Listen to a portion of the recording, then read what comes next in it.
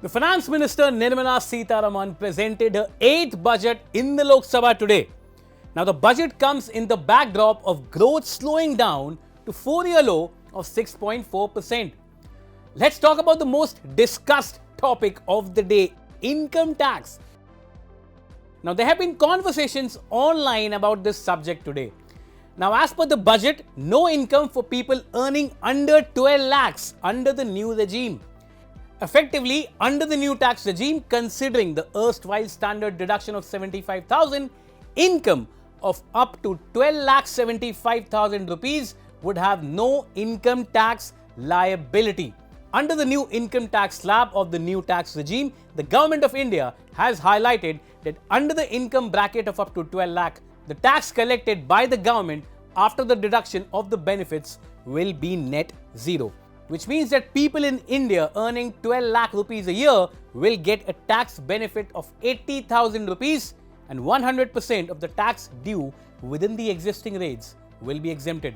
According to the Ministry of Finance, the revised income tax slabs under the new tax regime are as follows. Now, income up to 4 lakh rupees will fall in the nil tax bracket. Income between 4 lakh to 8 lakh will attract 5% tax. Income between 8 lakhs to 12 lakhs will attract 10% tax. Income between 12 lakhs to 16 lakhs will fall under 15% tax bracket. Income between 16 to 20 lakh will fall under 20% tax bracket, while income between 20 to 24 lakh will come under 25% tax bracket. Income above 24 lakhs will fall under 30% tax bracket. Now, rationalization of TDS has been announced to ease the compliance burden. Taxpayers can claim annual value of self-occupied homes as nil. You heard that right, nil, only on certain conditions. The next important pillar of the budget was the MSMEs, the micro, small and medium enterprises, the largest employment generator in India, were identified as the second engine which encompasses manufacturing and services. Now, the investment limit classification will be enhanced 2.5 times for all the MSMEs. To improve access to credit, the credit guarantee cover will be enhanced, leading to 1.5 lakh crore rupees of additional credit over the next 5 years. The budget also announced that the startups will get more credit from 10 crores to 20 crores, with the guarantee fee moderated at 1% for loans in 27 key sectors outlined for Atmanirbhar Bharat. Big boost for startups.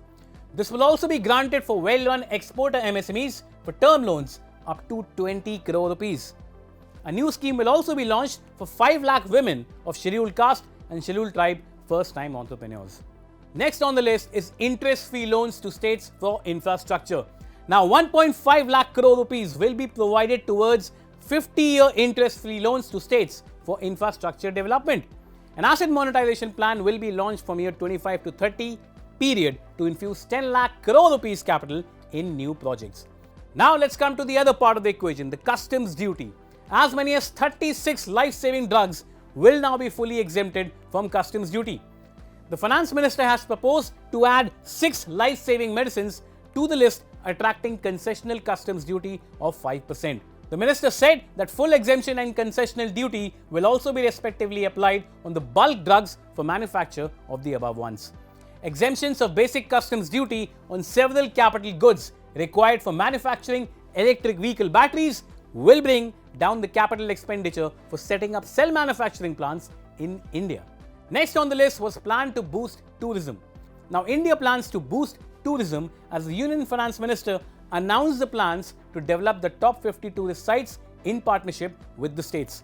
The centre announced the introduction of an intensive skill development program for the youth as well.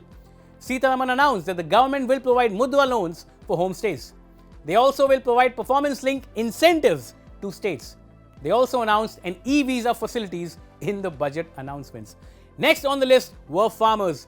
The Pradhan Mantri Dhan Krishi Yojana for the developing agri-districts was announced in the budget. It announced that the loan limit for the Kisan credit cards will be increased to 5 lakh rupees under the modified interest subvention scheme. The Yojana will converge existing schemes and will be undertaken in partnership with the states. It will cover 100 districts with low productivity. Next, surprise on the list were gig workers. Now, the budget mentions that the online platform workers like those of Zomatos and Swiggies and gig workers will get ID cards after registering on the e-Shram portal. They will be provided healthcare under PM Jan Arogya Yojana. This measure is likely to assist nearly 1 crore gig workers. Next on the list was, of course, education and skill development. The Finance Minister announced plans for the establishment of 5 national centers for excellence for AI in education, developed through global partnerships. The move aligns with the government's vision to integrate AI into academic and research institutions, particularly the IITs, to foster innovation. The center will invest in infrastructure expansion for 5 IITs established after 2014, allowing for the accommodation of 6,500 more students. IIT Patna is set for further expansion to support its growing academic and research ecosystem. As far as medical education is concerned, the minister announced that 10,000 additional seats will be added in medical colleges and hospitals across the country in the coming year.